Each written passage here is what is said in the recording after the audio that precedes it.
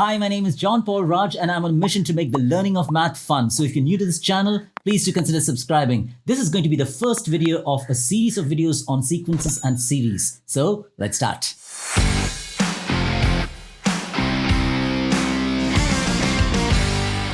A basic idea of sequences is this. A sequence is a set of terms following a general rule. A set of terms following a general rule. It's a set, okay? So when you write a sequence or you denote a sequence, it has to be denoted like this, okay? So we denote it with those curly brackets and U subscript N. That's a subscript, no, just subscript. Yeah, superscript would be something to the power of, right? So this is going to be a subscript, okay? So it's U subscript N, right? I'm just going to write that word, subscript.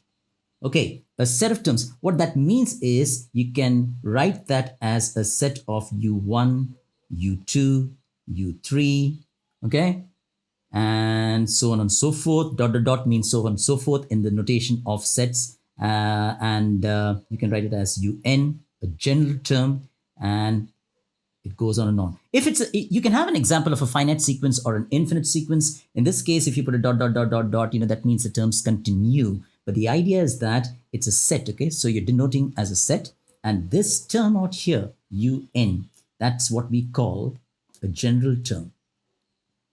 The general term of a sequence, of any sequence, is that general rule. A rule that specifies, or you can use that rule to describe each and every member of that set, And this N, okay, that N gives you the term number. So when N is equal to 1, you have the first term. When N equals 2, you got the second term. When N equals 3, you got the third term. So actually, you can even, write it as a table, okay? If I make a table and I say, okay, this is N here. So this is when N is 1. That's the first term. When N equals 2, you'll get the second term. Let me write with words. And when you have, let's say, N equals 5, you have the fifth term. So what that means is this N denotes the term number and this U of N denotes the term value. What's that value of that particular term? The N equals 1 means the first term, N equals 2 means the second term, and so on and so forth, where the N is equal to 100 would be the 100th term. And that means this N can only be a natural number. All right, if you watch that, because N goes 1, 2, 3, so N is going to be a natural number. And this general term, all right, this U of N giving the general term is going to depend on this N, all right? So it's written in terms of N. So U of N is called the general term, all right, general term, and it is written in terms of N.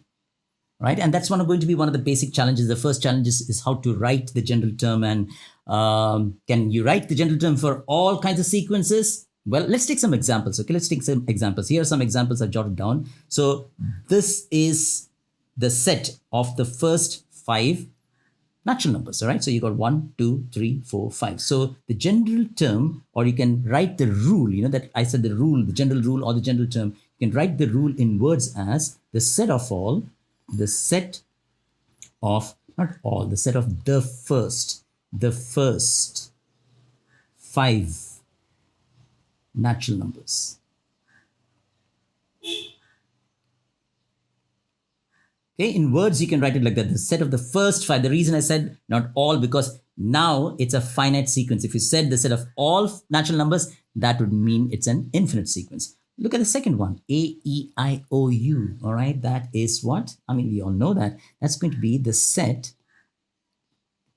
of, here we can say all vowels. Now, if you want to be a bit more specific, you can say in lowercase, but that's all right, okay? What are the differences between the first and the second examples? The first one is numeric. The second one is non-numeric. The first one, you could come up with a rule with mathematical notation. The second one, think about it. Let me know in the comments below, all right? How do you write a rule for the set of all vowels? This is written in words right now, okay? For both of them, I wrote the general rule in words, okay? The general rule is the same thing as the general term I was referring to. But here I said that U of N, remember I said n equals 1, u of 1 is the first term, n equals 2, u of 2 is the second term. And I said that u of n, the general term, the general rule, is something written in terms of n, almost like a formula for the general term with which you can compute or evaluate any particular term of that sequence. But the point that I'm trying to make is that can you actually find a general term in terms of mathematical notation, not in terms of words, for any sequence? And as you can see, that if it's a non-numeric sequence, question mark, question mark, question mark. Well, is it only for non-numeric sequences? Let's look at the third example.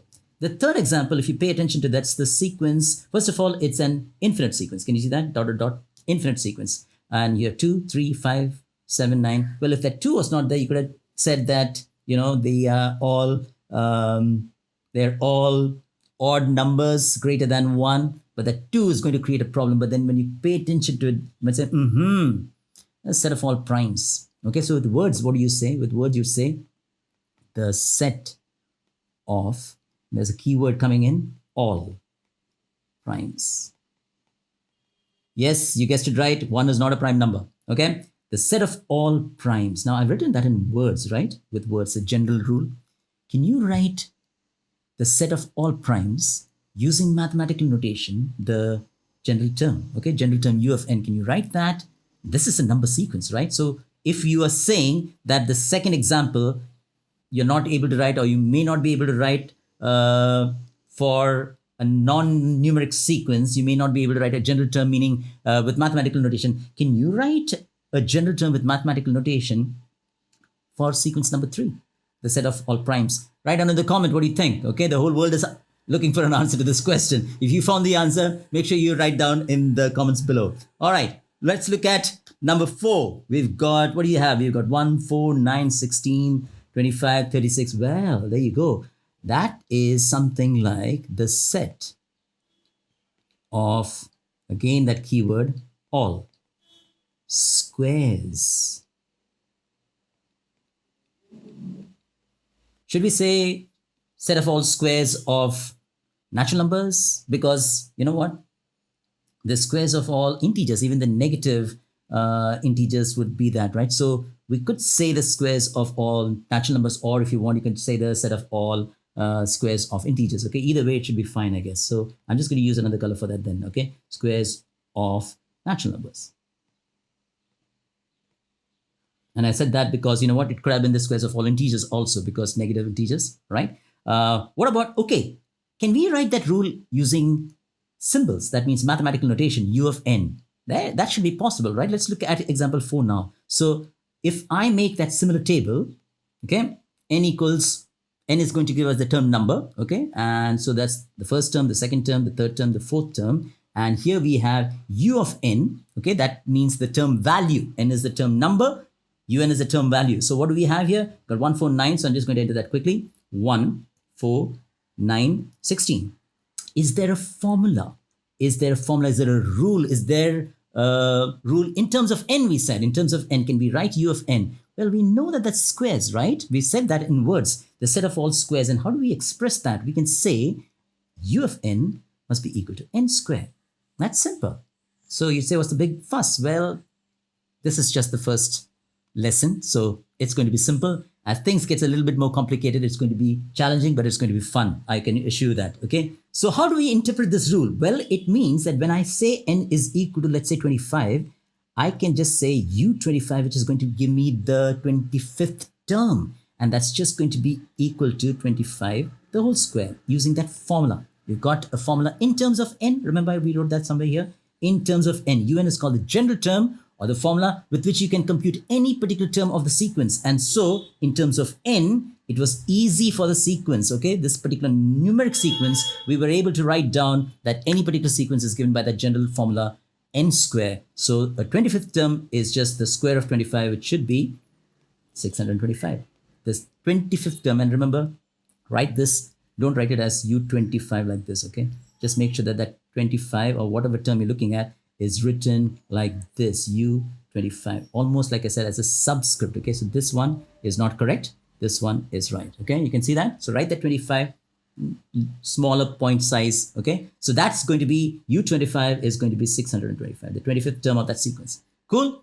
All right, let's look at the last example. All right. So this is one example I always show it in all my classes. And I think except for once or twice, not many students have got this. All right. But it's a great example to see. Okay. First of all, you see that it's a non-numeric sequence. Okay. So letters, and this time it's capital letters. Okay. And the other thing you see is that there's no dot, dot, dot. It's like blank, blank, blank. So you got to fill in those blanks. So it is finite and it's non-numeric. Okay. It's with letters. So the question is like, what are those three terms? Correct? Let's look at it. Okay. O, T, T, F, F, S, S. Wow. At first glance, it makes no sense. But if you pay attention closely, these are the first letters of the first 10 natural numbers. Look at it. This is O, N, E. This is T, W, O. This is T, H, R, E, E. This is F, O-U-R. You get the point where this is going. This is F-I-V-E. This is S-I-X, S-E-V-E-N. Now, do you see that? First letters of the first 10 natural numbers. So that this is going to be E, and that's going to be N, and that's going to be T. Clever sequence, right? Clever sequence. So what did we see today? We saw that a sequence is a set of terms that follow a general rule. That general rule is what we call a general term. We saw the notation. Okay, it's a set. U1, U2, U3, and UN gives us the general term. That general term is like a general formula in terms of n, and using n equals 1, you can find the first term. Using n equals 2, you can find the second term. Using n equals 25, you can find the 25th term. In some cases, like this one, we can write that formula in terms of n. Okay, for the others, we wrote the general term in terms of words. But for this particular sequence, it was easy to write down the general term in terms of n. But we also saw examples where we can't write the general term in terms of n, even if that sequence is a numeric sequence. I'm going to see you all in the next video.